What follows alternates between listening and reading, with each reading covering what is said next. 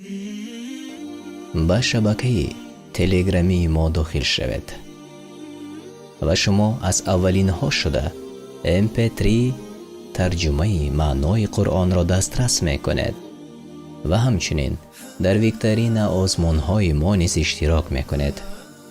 мо бо ҳам пеш меравем.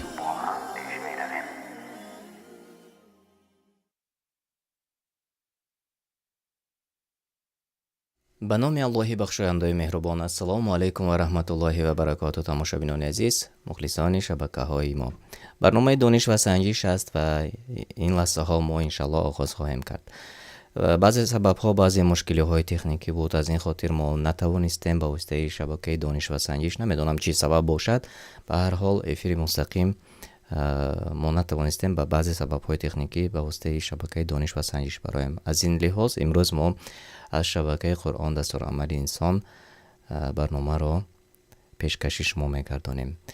марҳамат ворид шавед, марҳамат бо мо бошед, чун намедонам чӣ мушкилӣ буд. ба ҳар ҳол алҳамдулиллаҳ хайр аст, мо ба воситаи шабакаи Қуръон дастурамали инсон як ҷой бо шумо барномаи дониш ва санҷишро оғоз мекунем.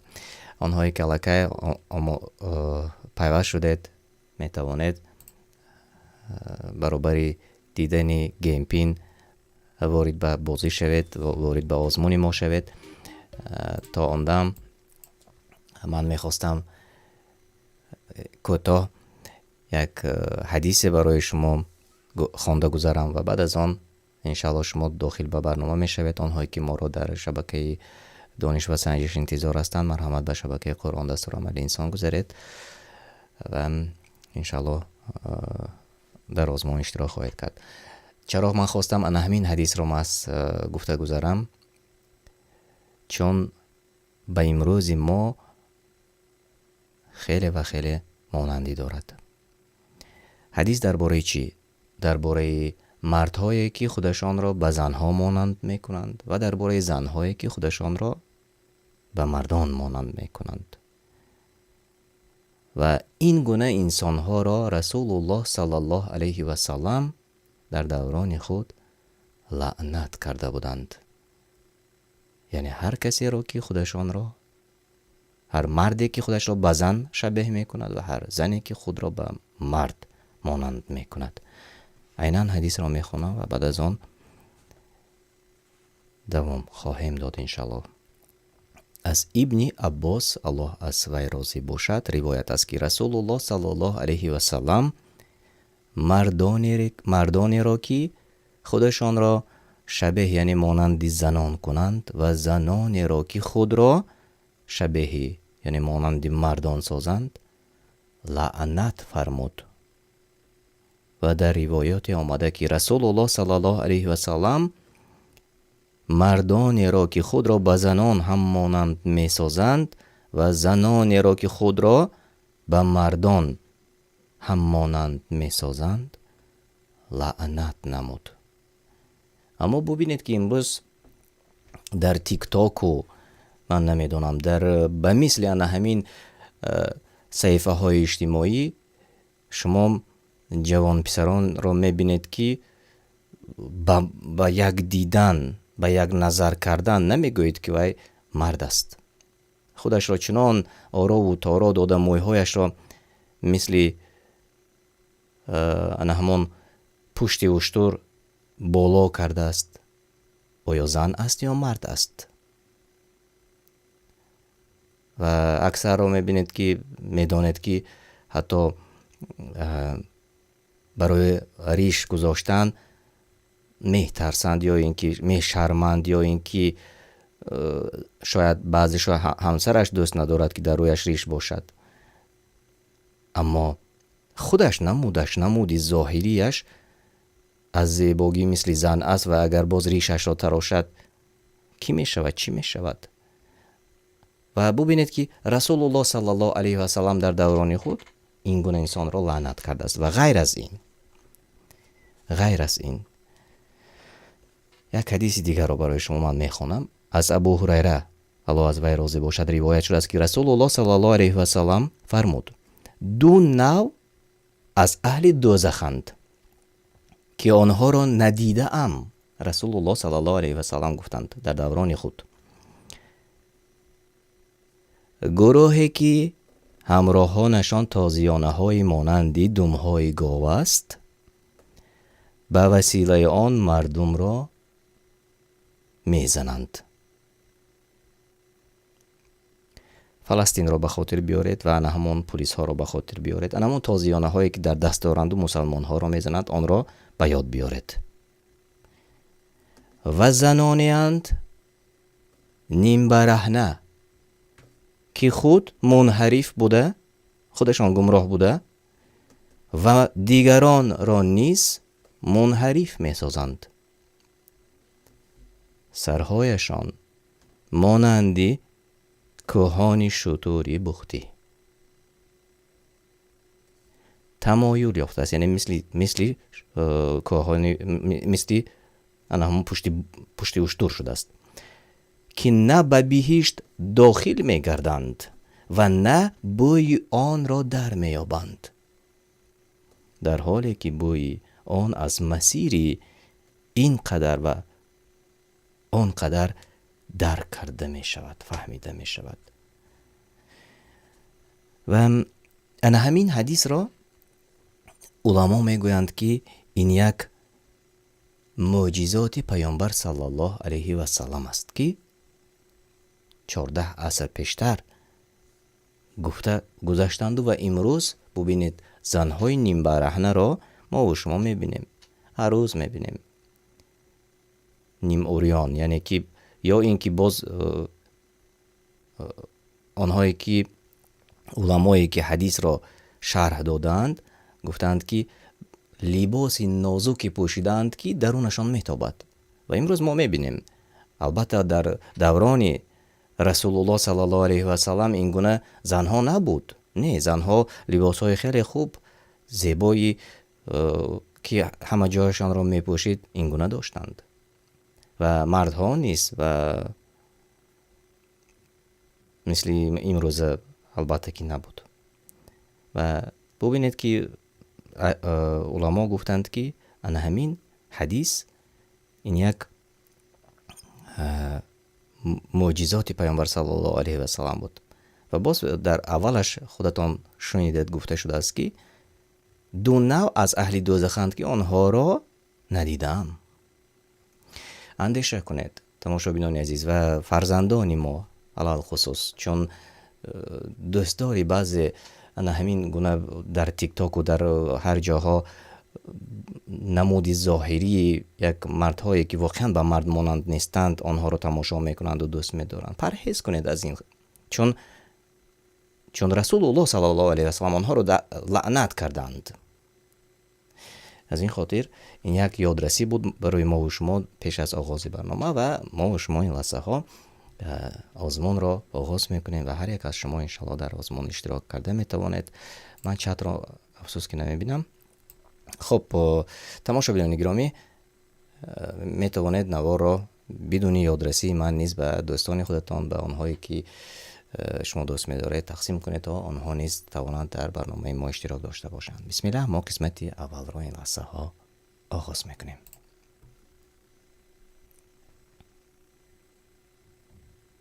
سوال اول: نام دویمین سوره قرآن کریم چیست؟ و بزرگترین از آن وریانت هایی که شما در پایان میبینید.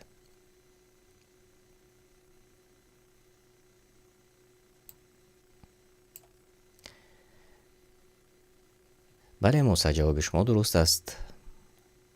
فروخ محمودوف درست گفتید و 9 نفر در داخل برنامه ما جوابهای درست گفتند. بله، سوره بقره، سوره کلانترین و دویمین سوره که در قرآن کریم جایگیر شده است.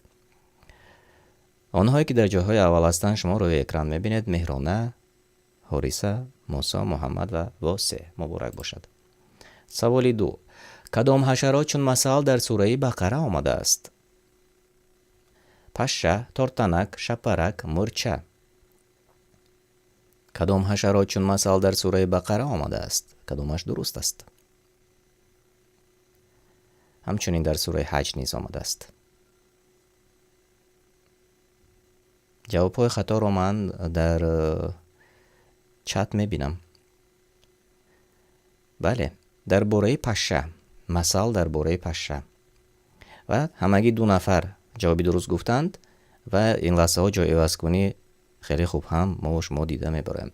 خب از آن که اکثریت جوابهایشان نادرست بود، من این لحظه ها تماشابینان گرامی این نیست چون یادرسی میشود برای ما و شما. یک جای با شما 2 سوره رو دیده میبریم.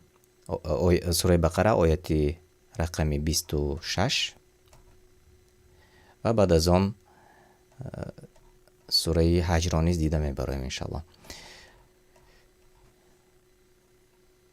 همانا الله از حق شرم ندارد که چیزی را خاطررسان کند، گرچند کم یا زیاد باشد، به مانند پشه و بالاتر از آن مثل بزند. اما آنهایی که ایمان آوردند میدانند که این مثل راست است و از پروردگارشان است. و اما آنهایی که کافرند مسخره میکنند و میگویند الله به آن مثل چیز خواسته است. الله تعالی به آنها جواب میدهد که مراد از این امتحان است بین مؤمن و کافر را جدا میکند، از بین مؤمن و کافر را جدا میکند و به سبب وی بسیاری را گمراه میکند و به سبب وی بسیاری را هدایت میکند. و الله تعالی کسی را ظلم نمی کند و کسی را از راه حق باز نمی دارد بجز فاسقان، یعنی بدکاران که از طاعت پروردگارشان خارج می شوند.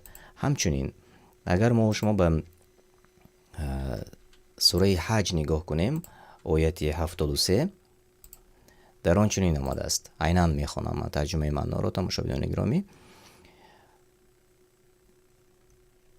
و بعد از آن انشاءالله باز صحبتمون را و آوازمون را دوام خواهیم داد.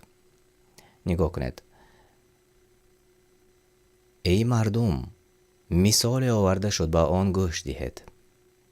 کسانی را که به جای الله معبود خود میخوانید و مدد میطلبید، اگر همه جمع شوند مگسه، یعنی پشه را نخواهند آفرید و اگر مگس چیزی از آنها بیره باید، یعنی گرفته برد از دهانشان، پشه چیز را گرفته برد، نمی توانند آن را از او بازپس بگیرند.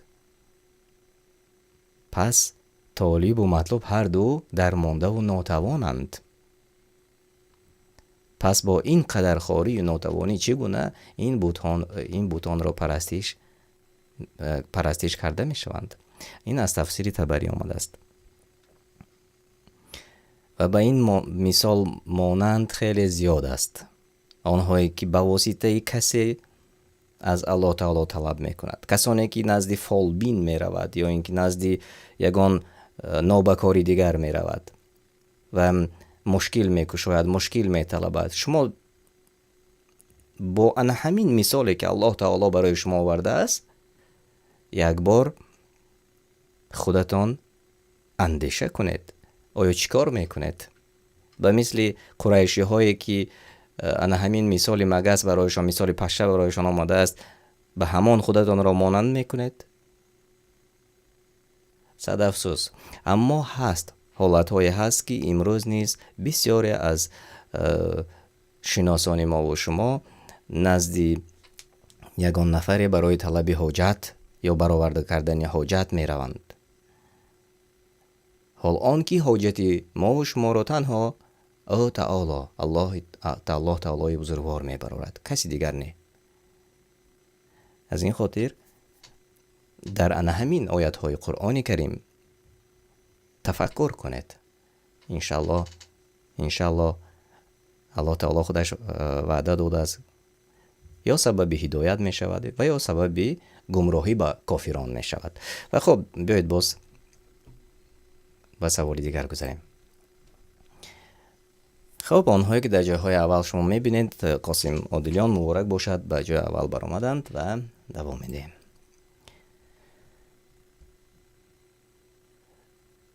و به موسی چند نشانه ها، یعنی چند معجزه آمده بود. 7 تا، 6 تا، 18 تا، 9 تا کدامش درست است؟ با موسی علیه السلام چند معجزه ها آمده بود، یعنی با چند معجزه موسی علیه السلام به نزد فرعون آمده بود.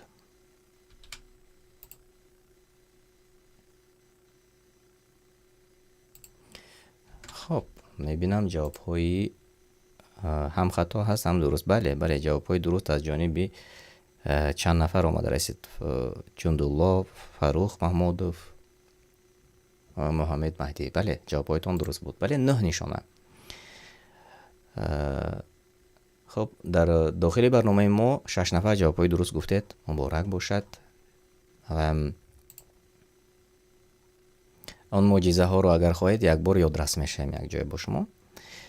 از بنی اسرائیل بپرس که چون موسی نزد آنان آمد به آن 9 نشانه آشکارا داده بودیم. و فرعون به او گفت ای موسی پندارم که تو را جادو کرده باشند. خب این سوره اسراء بود آیت 101. اما در تفسیر درباره همین معجزه ها آمده رسیده است. اگر هر کسی که بله که من میبینم که چند تاش را اینجا ماشاءالله در زیر چت ما نوشته کردند. یکی از آن عصا بود، دیگرش دست، قحطی، بحر، طوفان، ملخ، شبوشک، قورباغه و خون. این از تفسیر ابن کثیر گرفته شده است. خیلی خوب و بیایید اکنون ببینیم که ها پیش برآمدند. مهرانه، آیت الله، آسیه، واسه، فیروزه، آنهایی که در جاهایی نمایان هستید. سوال 4. آگاه باشید که بر دوستان الله ترس نیست و دوام دهید. قهری نمی شوند، ضربه زده نمی شوند، غمگین نمی شوند، خطایی ندارند. کدامش درست است؟ آگاه باشید که دوستان الله بر دوستان الله بیم یا ترس نیست.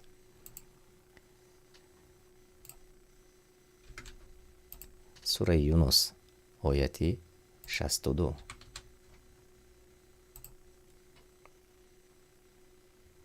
جواب های درست را میبینم ماشاءالله.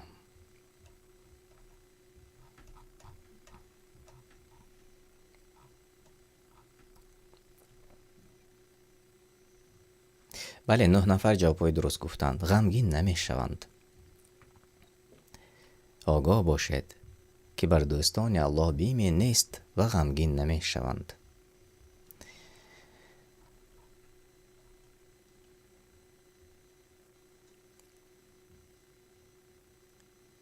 و صفات دوستان الله این است که ایمان به الله آوردند و رسول او را پیروی نمودند و بنابر اجرا نمودن امرهایش و دور بودن از معصیتش از الله می ترسند.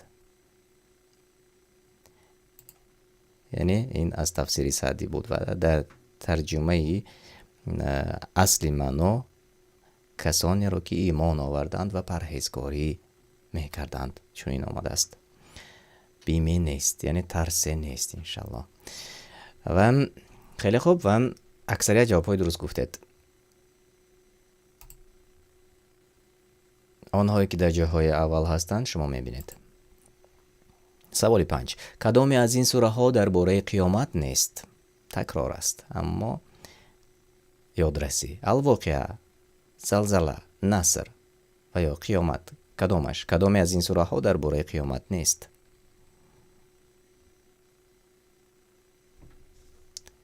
خیلی خوب. موسی جوابی درست گفتید. جندالله درست گفتید. محمد مهدی درست است.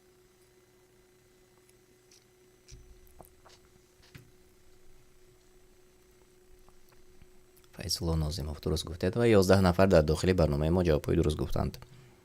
خیلی خوب بیایید دوام میدیم.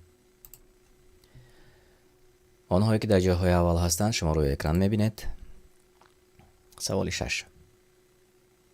ای کسانی که ایمان آورده اید خود و خانواده خود را از آتش که هیزم آن چه است نگاه دارید. خانواده خود و خانواده خود را هیزم آن چی است؟ مردم و سنگها، آدم و جینها، مرد و زن، خاک و انگشت، کدامش درست است؟ نگه دارد. سوره تحریم.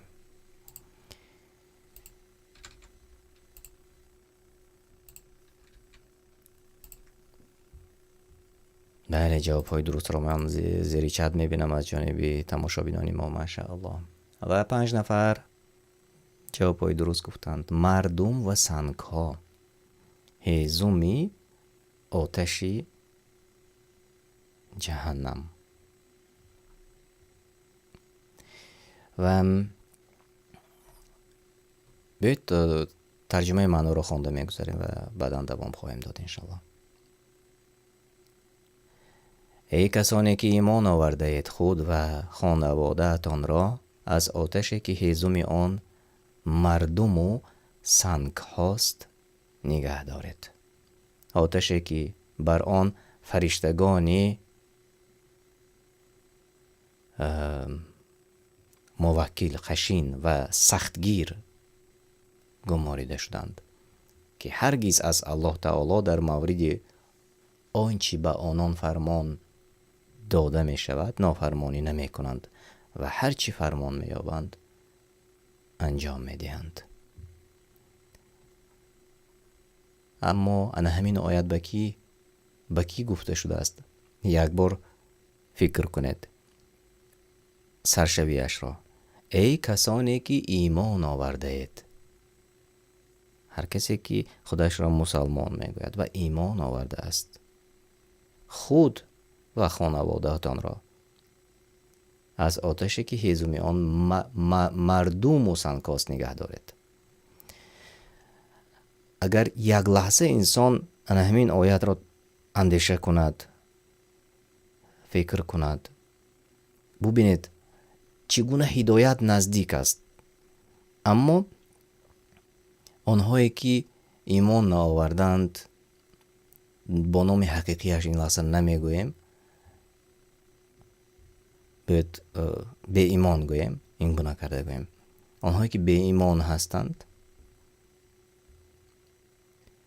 وقتی که این سخنها را، این برنامه را گوش میکنند، کم نیستند نفرانی که بیا باز همین میگویند یا اینکه بیا باز همین آغاز کرد سر کرد میگویند و به یوتیوب کانالی دیگر میگذارند. به قول خودشان دلخوش کننده های خودشان میگذارند. چی هستن اون دلخوش کننده ها؟ انا همون فحشا، انا همون یک زنی رقاص و یک مردی رقاص و الله پاک است مردی رقاص کی پیدا شده است؟ اما شده است، هست. و اما این آیت به آنهایی که ایمان آوردند و در بالا ما و شما گفته گذاشتیم الله تعالی با بسیار چیزها مثال برای ما و شما آورده است. بعضی ها از این مثال هدایت می یابند، اما بعضی ها کافر می شوند. از این خاطر ما و شما باید که درک کنیم، ما و شما باید که تفکر کنیم، ما و شما باید که از آن چیزی که خودمان رو مؤمن میگوییم و هر آن چیزی که عملهایی که ما اجرا میکنیم باید دیده و دانسته و یک بار در همون چیزی که میخوانیم اندیشه کنیم. خیر است، بیایید باز ببینیم که به پیش برآمدند. واسه آیت الله فیروزه ابو عمر و مهران آنهایی که در جایهای بهترین هستید با خالهای بلند. در قرآن درباره جسدی که به نسل‌های آینده مثال آورده شده است. هامان، شاه جمشید، فرعون، اجوج و مجوج، کدامش درست است؟ در قرآن درباره جسدی که به نسل‌های آینده مثال آورده شده است.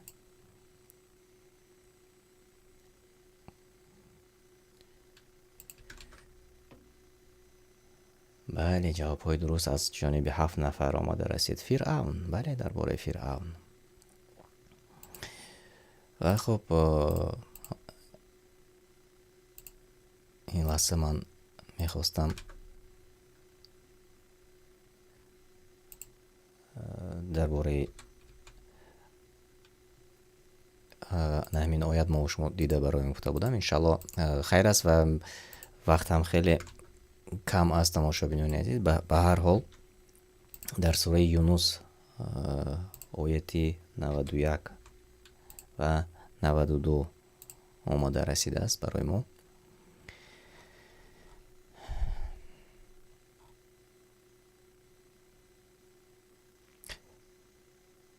خب 7 نفر جوابهای درست گفتند و درباره همین مثالی که برای اسرائیلی ها فرعون را، جسد فرعون را برای نسل های آینده چون مثال آورده شده است، ما و شما البته میدونیم و تا امروز هم حتی هست و بعضی ها حتی رفته در بعضی موزه ها، آثارخانه ها تماشا کردند.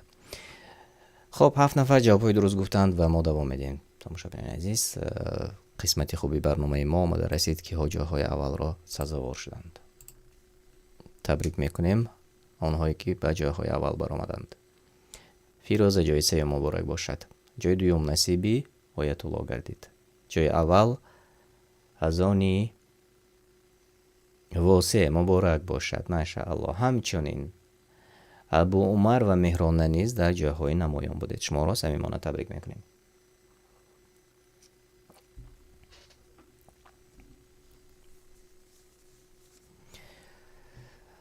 و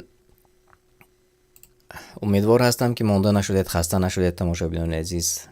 و اگر چنین باشد یک قسم دیگر بازی گذرانیم، چون دیروز من برنامه را آماده کردن نتوانستم.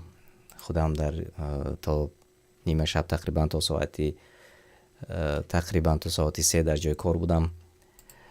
از این خاطر ما نتوانستیم دیروز برنامه آماده کنیم و از این خاطر باز چنانه که ما و شما انتظار هستیم، ما و شما اکثر از ما و شما دوست داشتیم این برنامه رو و من لازم دانستم که امروز برنامه رو پیشکش شما کنم. و اگر همه شما آماده باشید قسمتی دیگر رو یک جا با شما آغاز کنیم. گیم پین رو من آماده کردم، شما روی اکران میبینید. داخل شوید. 72823 مرحمت. خیلی خوب، به قسمت دوم داخل شوید تماشاگران عزیز و انشالله ما و شما دوام میدیم. زیر نوار اگر خواسته باشید و اگر که مشکل نباشد برای شما لایک مانید و در واتساپ و تلگرام و هر جایی که میخواهید آنجا برنامه را تقسیم کنید تا که دیگران نیز در آینده توانند در برنامه های ما اشتراک داشته باشند. از 9 سوال عبارت است و سوال های به نهایت عادی و آسان را انتخاب کردیم.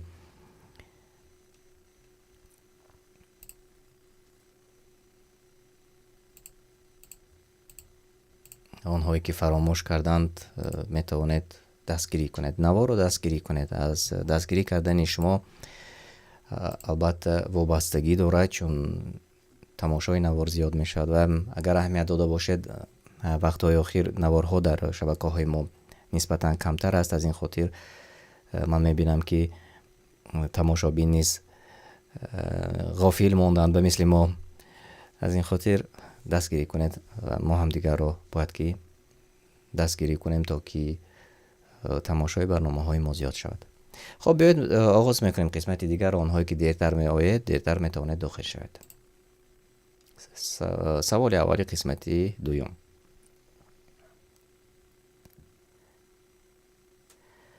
و اما هر کی سبک شد پله نیکی های ترازویش، جایگاهش آتش شعله‌آور پشیمان می شود. بردبار شد به جنت مرحمت کدامش درست است. و اما هر کی سبک شد پله نیکی های ترازویش. اکثر از ما و شما همین سوره قاریه را دوست می داریم و بسیار تاثیرناک است. بسیار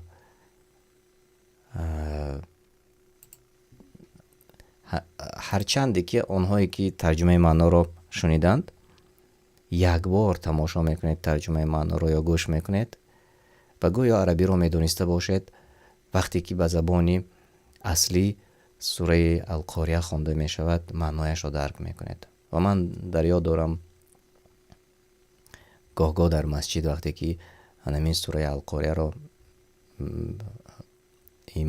امام میخوند، اکثریت به گریه میدرند، اکثریت واقعا گریه میکنند، چون در پیش نظرشان همون چیزهایی که الله تعالی گفته است به واسطه جبرئیل به رسول الله صلی الله علیه و سلم فرستاده است و این تاثیر میکند به انسان.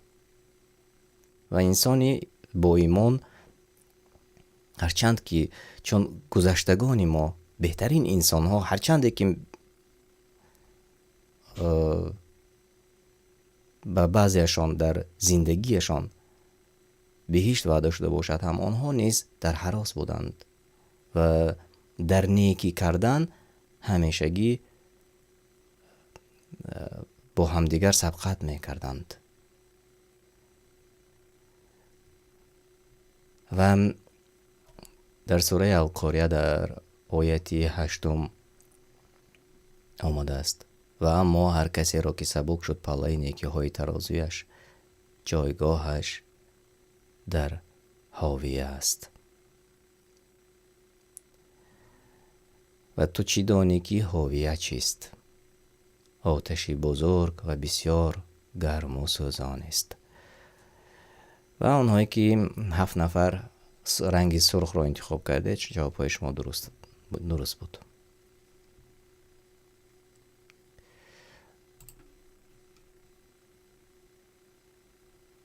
موسی، محمد، حریصه، قاسم، عادلیان، ابو عمر، آنهایی که در جاهای نمایان هستید. 2. گوید در آتش گم شوید و با من سخن نگوید. به کیها گفته می شود؟ به مسلمانان، به دروغ شمارندگان قرآن، به جنها، به همه آدمان. گوید در آتش گم شوید و با من سخن نگوید. سوره مومنون اگر خطا نکنم، بله سوره مومنون. درباره همین بسیار نفران از ما سوال کرده بودند، چون ما نوار هم داشتیم و چند نفر از ما پرسیدند که این گونه سخنها در کجا آمده است، در کجای قرآن آمده است. برای شما در افیر زنده و این لحظه گفته میگذاریم انشاءالله. بله، به دروغ شمارندگان قرآن.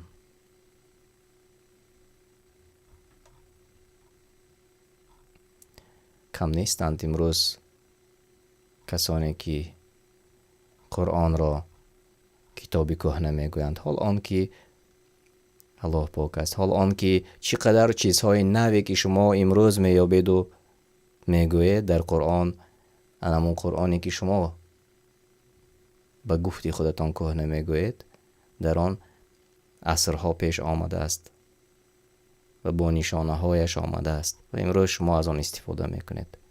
از آن چیزهایی که شما امروز معاصر گفته استفاده میکنید، در آن همون شما میگوید که کتاب کهنه است، در آن همون کتاب الحمدلله بهترینه که بزرگترینه که برای آدمیت نازل شده است، در آن گفته شده است برای شما و نشانه ها برای شما آمده است و شما از آن استفاده میکنید. تفکر کنید. در آیت 106 سوره مومنون، روز قیامت گویند ای پروردگار ما، شوربختی امان بر ما غلبه کرد و ما مردم گمراهی بودیم.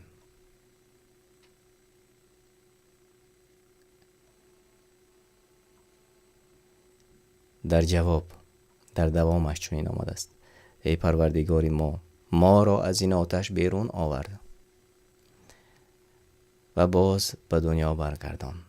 اگر دیگر بار به سوی گناه برگشت کردیم، هر آینه از ستمکاران خواهیم بود. الله تعالی گوید در آتش گم شوید و با من سخن نگوید. پس آن هنگام دعا و امیدشان قطع گردید.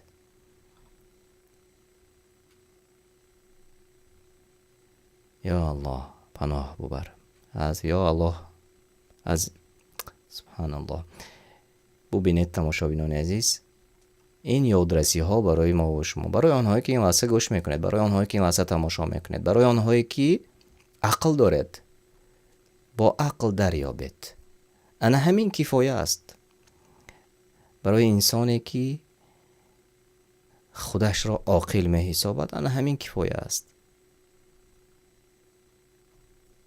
الله تعالی دیگر میگوید که با من سخن نگوید، در آتش گم شوید. و بعد امیدی آن کافران کنده می شود و بعد آن کافران ناامید می شوند، چون دیگر باره دویم باره به این دنیا هیچ کس نمیتواند دیگر برگردد. تمام.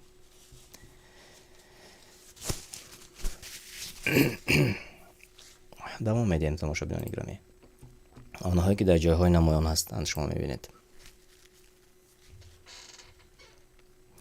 و همچون کسانی نباشد که الله را فراموش کردند. دوام دهید. الله چنان کرد که خود را فراموش کنند. بایگریشان را فراموش کردند. مردن را فراموش میکنند. چیزی را از یاد نبرند. کدامش درست است؟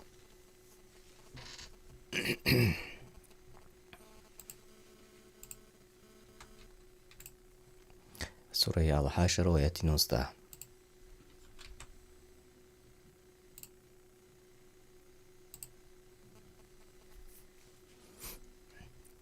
بله، الله چنان کرد که خود را فراموش کنند.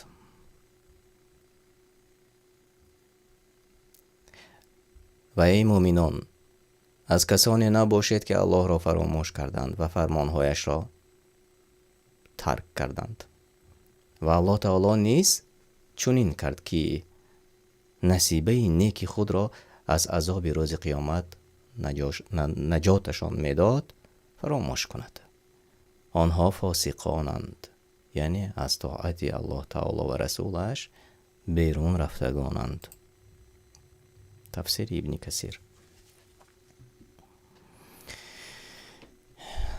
و از این پیش آیت را شنیدید تماشابینان گرامی از سوره مومنون که الله تعالی میگوید گم شوید در آتش میگوید. و این نیز یک تنبیه هست به آنهایی که امروز این لحظه خودشان را غرور میکنند و با بایگریشان میفخرند. فکر کنید بازگشت شما کجا می شود؟ بازگشت ما کجا می شود؟ آیا آن همان ماشین و دارایی و بایگری و چیز و چاره و هر چیزی که داریم می توانیم به قطعی خودمان یک جای با خودمان گرفته بریم؟ 2 متر یک چقریه که تاریک است و تنگ است. البته نمی توانیم. اما امروز سیله رحم را اکثریت گم کردند. سبب چی؟ زمین است. سبب چی؟ خانه است. سبب چی؟ یگان مال و ملک است. کجا میبرد؟ از این خاطر تماشابینان گرامی از اون کسانی نباشیم که الله تعالی ما را فراموش کند از رحمت خودش. از آنها نباشیم. و بیهوده از تفسیر ابن کثیر من نگرفتم و در آغازش برای شما نوکک نخوندم. اینجا چون گفته شده ای مؤمنان و از آن کسانی مباشید که الله را فراموش کردند، یعنی فرمانهایش را ترک کردند. امر الله تعالی چیست؟ انا همان ارکان ایمان و ارکان اسلام و ارکان ایمان است. به یادتان بیارید، جستجو کنید، گوگل هست برای شما کمک میکند. چیست ارکان اسلام و چیست ارکان ایمان و برای چی به جا نمیارید و برای چی یکی اش را میکنید دیگری اش را نمیکنید و برای چی نماز میخوانم میگوید نمیخوانید و برای چی یک بار نماز میخوانید دیگرش رو نمیخوانید. هر کس خودش میداند. چرا؟ مگر این درست است و مگر این است امر و فرمان الله تعالی که برای ما و شما گفته است. از این نمی ترسیم که ما از طاعت یعنی عبادت و یا از امر و فرمانهای الله تعالی ما روی گردانیدیم. چگونه الله تعالی از ما روی نگرداند؟ حال آنکه گفته است، آیت قرآن است و ما و شما این لحظه دیدیم، شنیدیم. این برای اندیشه بود. دوام میدیم.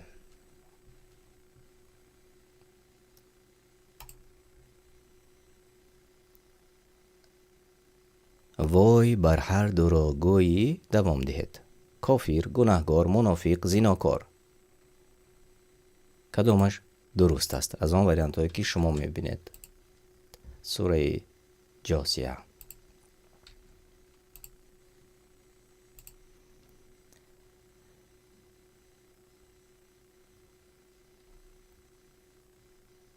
بله درست است و 4 نفر جواب های درست گفتند. گناهگار. وای بر هر دروغگویی گناهگار. هم دروغ میگوید و گناهگار است. وای بر حالش. یعنی پرهیز از دروغگویی باید کنیم. علال خصوص به آنهایی که سوداگر هستند و سودا میکنند. یک نفر گفته بود که سودا میکنیم و ما دیگر راه نداریم غیر از دروغ گفتند. بهترش دست کشید اگر که سودای شما به همین دروغ باشد. از همون سودای خودتان دست کشید. یگان کاری دیگر یابید.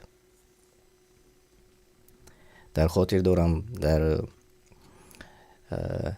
ما نیز در کارهای سودا بودیم و وقتی انسان مثلا مجبور می شود که دروغ گوید و بودند نفرانی که دروغ می گفتند، اما من می شناسم انسان هایی که ایمانشان بالاتر برآمد و آنها گفتند همین کار برای من نیست. یعنی که بهترش دیگر کار رو میابم.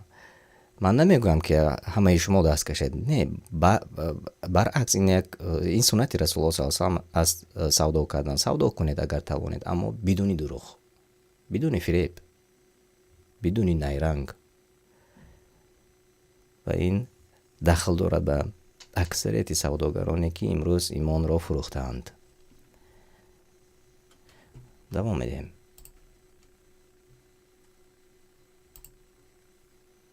سوال 5. آیت الکرسی در داخل کدام سوره است؟ سوال آسان است.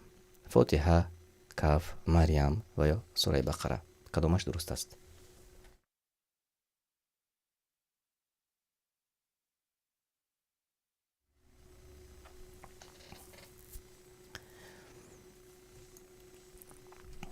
ولی جواب های درست از جانب جندالله موسی جستجوی علم آمده رسید و همگی جواب های درست گفتند.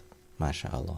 بله سوره بقره آیت 255 آیت الکرسی است.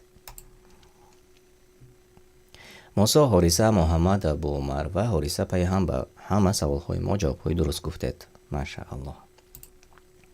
سوال 6. باوری به تقدیر این ارکانی اسلام است، ارکانی شریعت است، ارکانی ایمان است، رکنی دولت است. کدامش درست است؟ باوری به تقدیر، قدر، این کدامی از اون وریانت هایی که شما میبینید؟ بله همه جواب های درست گفتند. ارکانی ایمان است. خیلی خوب، شرح نمیدیم، دوام میدیم. سوال 7. نام همسری آدم علیه السلام چی بود؟ خدیجه، حوا، حنه، هاجر. کدامش درست است؟ نام پدرهای ما چی بود همسرشان؟ بله حوا. و 12 نفر جواب های درست گفتید. ماشاءالله. چت را میبینم که خیلی فعال هستند، خیلی فعال هستند. ماشاءالله. جواب های درست تنها آمده میرسد. خالها خیلی زیاد موسی 10400 خال دارند و حارثه 10299. فرقیت بینی آنهایی که در جایهای اول هستند خیلی کم است. ماشاءالله، خیلی خوب. خلیفه دوم مسلمانان کی بود؟ ابو بکر صدیق، عثمان ابن عفان، عمر خطاب، علی ابن ابو طالب. الله از همه آنها راضی بود. کدامش؟ خلیفه دوم مسلمانان. بله، جستجوی علم درست گفتید. محمد مهدی درست گفتید. موسی درست گفتید. پروین نورов درست گفتید و همه در داخل برنامه ما جوابهای درست گفتند. بله، عمر خطاب رضی الله عنه. خب، جاهای اول را ما و شما روی اکران میبینیم و بیایید به سوال آخران گذاریم. با کدام کلمه ها قرآن کریم نازل شد؟ بدان، بخوان، نویس، بشنو. کدامش درست است؟ نامی یکی از سوره ها. بخوان. بله درست است. به این معنا بخوان. تشکر زیاد میگم به همانهایی که امروز توانستید وقتی خودتان را دریغ نداشته در برنامه ما اشتراک کنید و قسمت بهترین برنامه ما آمده رسید. جای سیوم نصیب محمد مبارک باشد. جای دو حارثه مبارک باشد. جای اول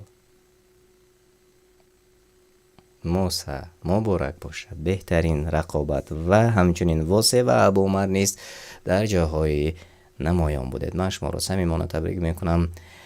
واقعا یک رقابتی خوب بود و گرفتن دانش و سنجیدن آن بود یک جای با شما و همچنین از همه مهمش تماشابینان عزیزی ما این یک یادرسی بود. این یک برای آنهایی که میخواهند تعلیم بود، برای آنهایی که میخواهند این پند بود، برای آنهایی که میخواهند این یک آزمون بود و مهمش راه به سوی انشاءالله هدایت بود. هر کسی که خواست و هر کسی که جستجو کرد انا همان هدایت را، راه راست را خودش میکوبد و خودش مییابد و دین چیزی مجبوری نیست. هیچ کس کسی را مجبور نمیکند. بارها ما درباره این با شما گفته گذاشتیم و یک بار دیگر تکرار است. انشاءالله اگر یک ذره فایده برده باشد ما شکر نعمت الله تعالی را میکنیم. من با شما خیر و خوش میکنم تا واخوری های آینده خودتان را و اطرافیانتان را الله تعالی در پناه خودش نگه دارد. من با شما خیر و خوش میکنم. سربلند و خانه آباد باشد و سلام علیکم و رحمت الله و برکاته.